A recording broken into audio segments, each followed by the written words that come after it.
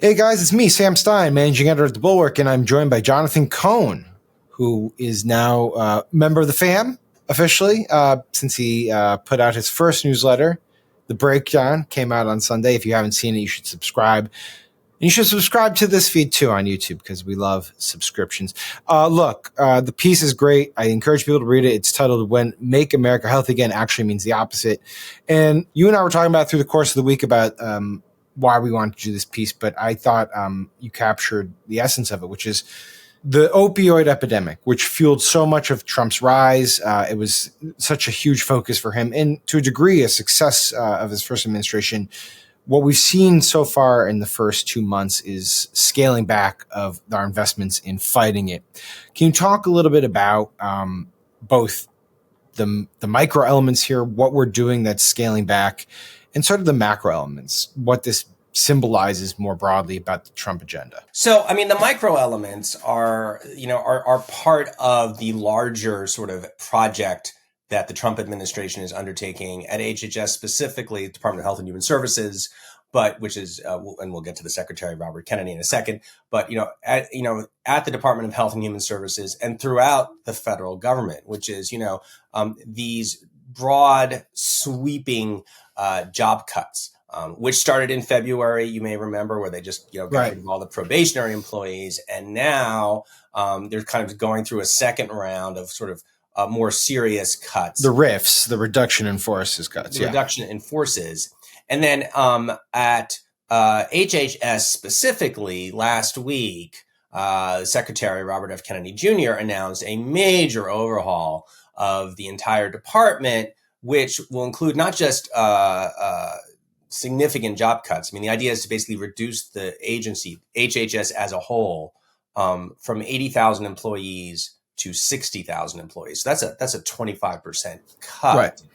But in addition to that, they're reorganizing things, and they're taking a bunch of the smaller agencies inside it and sort of consolidating them and putting them into one agency. Let's pause for a second on that. Why do that? I mean, 20,000 cuts is a lot. Now, I know obviously prior administrations have looked for efficiencies. They've tried to do consolidation. Certainly in a sprawling bureaucracy like HHS, there's overlap. There's ways to do this. But that seems like cutting off a lot in hopes of gaining efficiency. Yeah. I mean, look, nobody would, if the idea was to come in here and say, look, we're, you look at the org chart for HHS, and it's insane. Byzantine, and there's a million sub agencies. And actually, Kennedy, he gave a video speech where he was explaining what they were doing, and he made that point that the sort of attitude is whenever we want to solve a new problem, we add a new agency, and then you blink, and now you've got all these bazillion agencies. Right. So, I mean, there's absolutely a rationale for trying to rationalize it. It might very well involve reducing staff. It might not, and we can talk about that in a minute. Sometimes if you want to be more efficient, you actually need more people, not fewer people. But, this is not what is happening here. This is not some thoughtful exercise in, how do we sort of, cleanly sort of combine purposes? I mean, sometimes, just to take one example, you hear sort of consolidation, you think, well, maybe they can combine human resources, for example, right? Does every department, and maybe you can, and to some extent that's already true at HHS, but sure. On the other hand, if you think about it, the person you're hiring to say work at the CDC, that's a pretty different skill set, right, than someone who's going to oversee Head Start. Right, which is also yes, they're totally different skills, and you wouldn't want someone to handle both. You have you have a whole NIH. Well, I mean, I look at it the other way though. It's like, how much is healthcare in terms of our GDP? What is it? Like 1/6? It's getting close to 20%. I forget where it landed last time, but almost a fifth of between a sixth and a fifth of our economy. Okay, so the government, the amount of government resources you want should be corresponding to the size of the economy that it touches, and that's almost if we're talking about 20%, doesn't strike me as crazy to put that many bureaucrats in charge of administering healthcare. Now, obviously, you want efficiency and so on and so forth.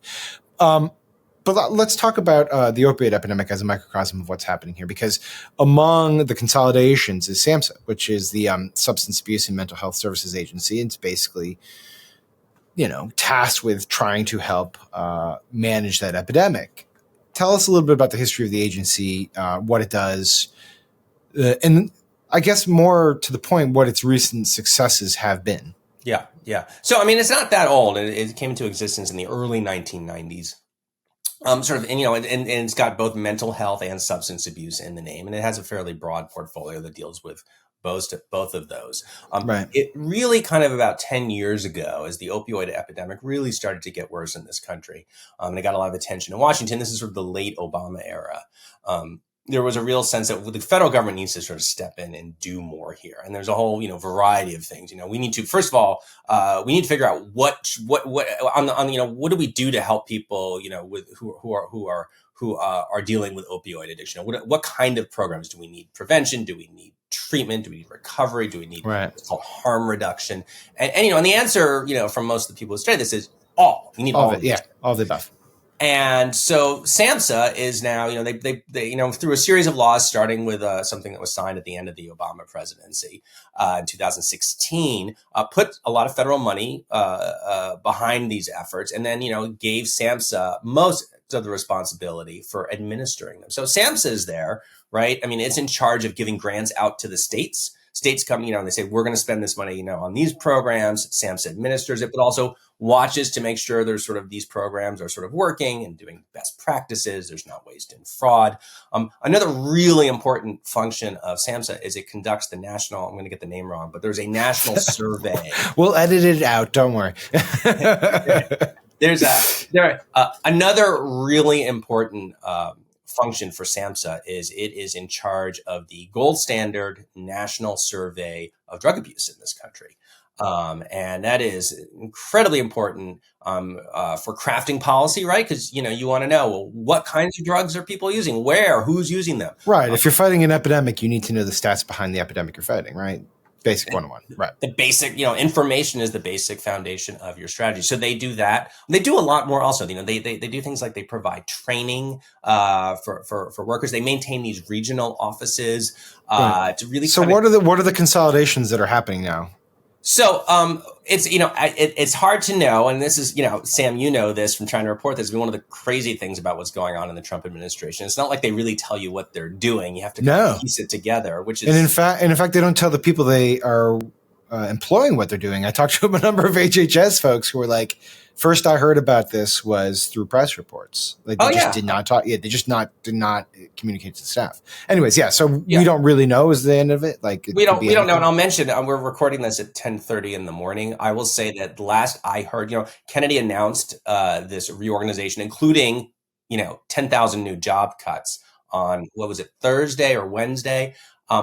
As of this morning, the HHS people I knew had not yet heard who was getting fired. Like they were still waiting. Like there was no notice, not even the first press story was Thursday morning. Yeah. People were waiting for guidance, and I guess they've had to wait through the weekend to know if they're going to be fired or not. Yeah, they're going to have their jobs. They're going to have a job. Right. So, I mean, there's the job cuts in general. Right. But in addition, they are, again, sort of slimming down some of the agencies and consolidating some of them. They're also closing about half of these regional offices. And, the argument, they haven't said much, right? I mean, there was this video from Kennedy. There was like a statement put out at one point, like a 1-page fact sheet. And, it just said, look, this will make operations more efficient. Kennedy had this line, we're going to do more with less, right? Which again, sure. Okay. How, and they haven't specified exactly what's going to get cut, but you can kind of get a sense that again, there's a version of reorganizing HHS and reorganizing SAMHSA that probably makes sense. But number one, it's certainly not this dramatic. And number two, you'd want to know that it was being done carefully. And the best proof that it's not being done carefully is to look what they already did in that sort of first round of firings when they did the probationary employees. They basically de facto just shut down 2 of the regional offices because there was no one left in them at that point. What happens when a regional office is shut down? So, the regional offices, they're not that big. So these are part of the HHS has regional divisions. So this is sort of the SAMHSA division within the regional office. And, it's a handful of employees. It's not a lot of people. But over the course of the year, they visit communities constantly. to sort of, in a kind of sort of circular conversation that is going on between SAMHSA, the agency that's providing this money, and the people on the ground, the people who are using it to provide services. And there's this, back and forth. What are you seeing on the ground? Tell us so we know how to sort of better allocate money going forward. And the people on the ground are like, you tell us, what do you want to see? What are I'm the state, I live in Michigan, right? So I have the state mental health department here. I don't have probably the resources or the time to be keeping up with the latest research, the latest scientific research. So I need that from the national office. So, but, I can read that on a website if they summarize it, but it's a big difference if the regional guy comes to me and we can talk about it and they say, see, you're doing it this way. You really want to do it this way. Or Jonathan, just replace it with some AI bot. Yeah. That's fine. That's what happens. It's okay. No, it's bad. I understand why, but it fits with the pattern of you don't fund these surveys, you don't get information, you don't have regional offices, you don't get information. It's sort of depriving them of on-the-ground information as they go about trying to do this. Let's put it in the macro, which is that we've made some progress on the opioid fight, and it's kind of been remarkable because it was this really glaring, horrible issue that was hitting the country. We know this because it was really a lot of what politics was focused on, frankly, during the early Trump years. I remember being in Manchester, New Hampshire, just decimated by the opioid epidemic, and this was what Trump was focusing on when he was running the primaries there. Are we risking that progress now? And if so, why? The background here, right, is that about 2 years ago, things started to turn around. And in the last year, things seem to be really like the number of overdose deaths are plummeting. What do people attribute to? Why do we have a turnaround? What is the common theory here? So, we can't be sure yet. And, that's the nature of public health. This is happening now in real time. And if you talk to the sort of people studying this, the first thing they'll tell you is we're not sure. And it's probably a bunch of different things. And you can tick off the factors, and it's everything from the fact that like the purity of the fentanyl available on the street has changed. There's been, there's the morbid explanation. There's a really morbid explanation, which is that if you think about deaths of despair, that basically this is sort of burning itself out as the people most susceptible to the level of overdosing and dying die off, and that's a real possibility. So you have that kind of group of factors there, and they'll be studying this, and 10 years from now, we'll have a more definitive look at that, hopefully. But everybody who looks at this, I think, I don't say everybody, but certainly everyone I talk to says, look, you can't, the fact that the federal government has really ramped up all this support and really kind of provided all this extra money. A lot of, even just making sure that, Narcan gets to everybody. The medicine given to people who've OD'd. If you get an OD, it keeps you alive, and you can get, the emergency care you need then, which is a game changer, right, for this. And getting that out to everybody, and not just getting it out there, but, getting the awareness out there so people know it's out there, and getting, the first responders and all of that. And that has probably, made a big difference. And a lot of that is SAMHSA, and a lot of that is they're guiding this, and they're sort of driving this process. And again, let's be clear: are they perfect? Could they do a better job of some things? I'm sure they could.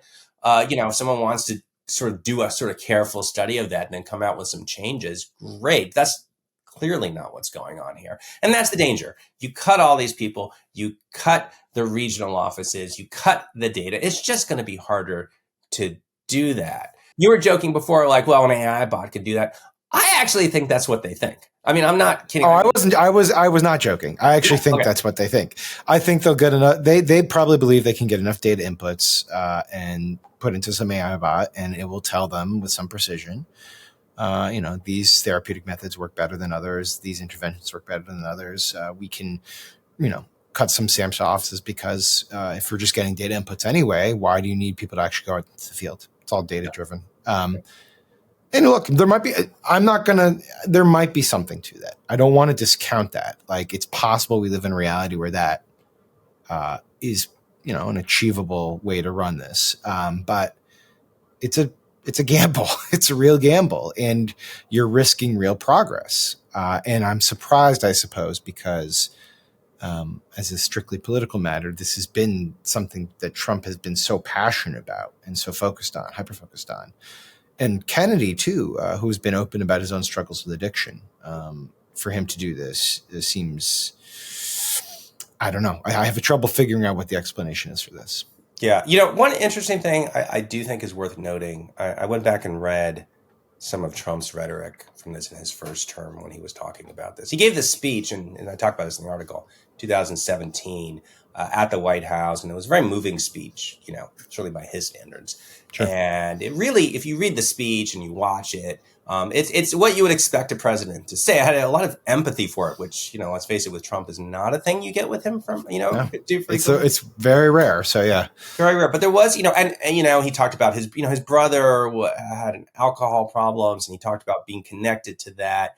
And, who knows how, I'm not going to speculate on how much of this was heartfelt and how much was this, political or whatever. But it sent the message that, we realize that this is a human tragedy and that people need help. Whatever else we're doing to the supply of drugs and law enforcement, we need to be focusing on helping these people. And if you listen to the rhetoric now, he still talks about fentanyl all the time, but now it's always 100%. It's like foreign menace. We need to close the border. We need to get, tough with our allies about cutting down on the fentanyl trade.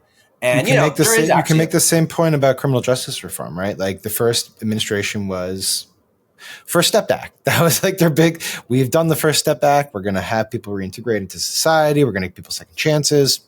Now it's all just throw them out of the country. Yeah. It's a totally different approach. It's kind of interesting to see how they've just gone completely away from that. I don't know if I want to call it moderate, but it was definitely a more empathetic approach.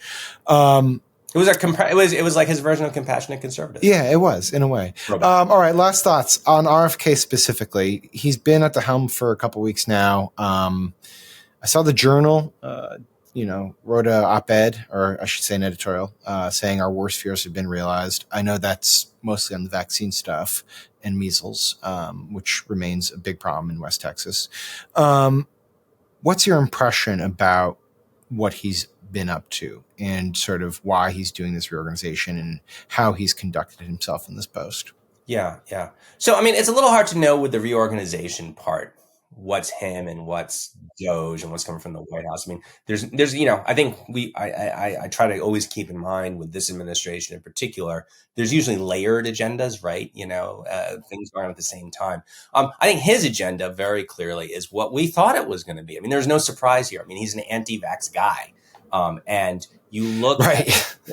This is not a secret. The only person who seems to have sort of, believed he changed his stripes was Senator Bill Cassidy. Yeah.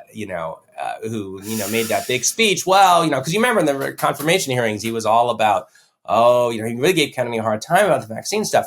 For, listeners, if you don't know, Cassidy is a physician and a serious guy on these issues, by the way, on health issues. He really does take them seriously.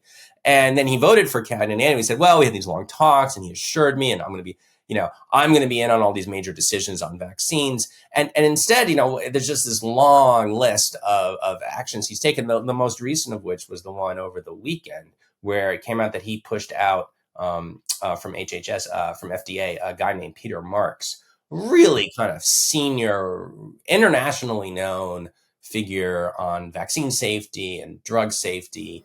And played a very big role in Operation Warp Speed, which may have contributed to his downfall with Kennedy. So, right. And we can talk about that more some other time. But you just sort of look at these and you add them up, and in 10 different ways, he is just reorienting our public health infrastructure away from vaccines. It's as clear as day. There's no mystery here. There's no hidden agenda. There's no dog whistling even. It's out there. It's actually it's pretty much Occam's razor.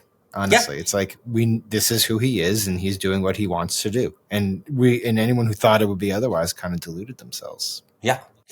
I do think going forward, one interesting question is going to be, this is when you mentioned the Wall Street Journal editorial. Yeah. Okay. Let's noodle on this, because I've had conversations where people have been like, why isn't like Big Pharma the biggest, baddest influence group in Washington, D.C.? Like, why are they not making more of a stink? Where is their influence? The Wall Street Journal editorial board is influential, but it's different. And my question has been, where are these interest groups who would, in theory, want to push back strongly against some of this stuff? Yeah, well, that's a really good question. Maybe for another newsletter. They have mostly been sort of, playing, been quiet. Yeah. I did see some comments. There were some comments just since Marks got pushed out. There was a great article in Stat News, which is one of my favorite publications, which covers the healthcare sector, quoting a bunch of biotech executives who were very upset.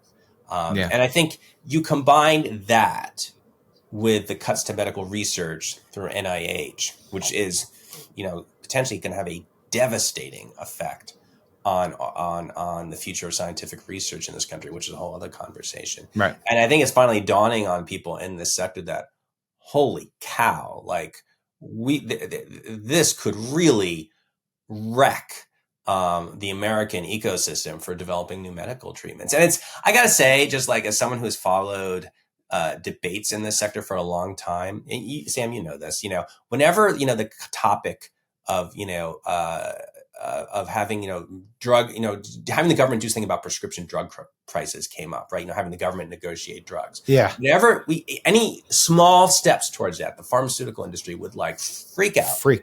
And if you even touch, you can give the government a little bit of influence over drug prices, it's going to kill innovation, which was, wildly overstated. Yes, but definitely was the case. Yeah. Right. So here we have a true existential threat. And they're nowhere. It's unbelievable to me. I honestly don't understand it. And it's the academia. I mean, they're going to drive scientists out of this country. They are already. It's the biomedical research, which big pharma actually benefits from in very tangible ways. It's all these weird regulatory moves. It's the revamping of AHS in mysterious ways. And I mean, that industry could very well be in for a huge disruption, if they're not already. And yet we sit here and they're barely making a noise as far as I can tell. Yeah. Well, we'll have to see if that changes. And just a side note here, I would just like to remind people, although maybe our listeners being sophisticated Bulwark followers that they are, this probably occurred to them already, but it's kind of a weird thing when your sort of whole, your whole shtick is make America great again. And you're basically undermining the one place in terms, the one thing at which the United States is clearly, unquestionably a world leader, which is, medical innovation. This, I mean, the amount of damage being done. The Washington Post had a story a couple of days ago. They looked at how much money, it's already down 60%, sort of the money going. That's crazy. I remember, and we'll end here. I remember the sequestration days with Obama, where it was a 5% cut, and people were freaked. I mean, totally freaked, and rightfully so. All right, Jonathan, we got to end it there. Great first piece, really fantastic. We'll be obviously talking throughout the next couple of weeks about all this stuff. But thank you for doing this. I encourage everyone to read it, subscribe to The Breakdown, which is his new newsletter, subscribe to our YouTube feed where you get conversations like this. We'll talk to you later. Hey, YouTube fam, if you want to support The Bulwark, the best way to do it is by becoming a YouTube Bulwark Plus member. The Bulwark is truly independent. We have no corporate overlords. We're not settling any dumb lawsuits with Trump. By joining, you help support our work, and you can get a bunch of perks right here on this platform. Ad-free content, bonus videos, live streams, and some emojis of me, which I guess some people want. So come join, come hang out, become a Bulwark YouTube Plus member, and I'll be seeing you in the comments. So behave.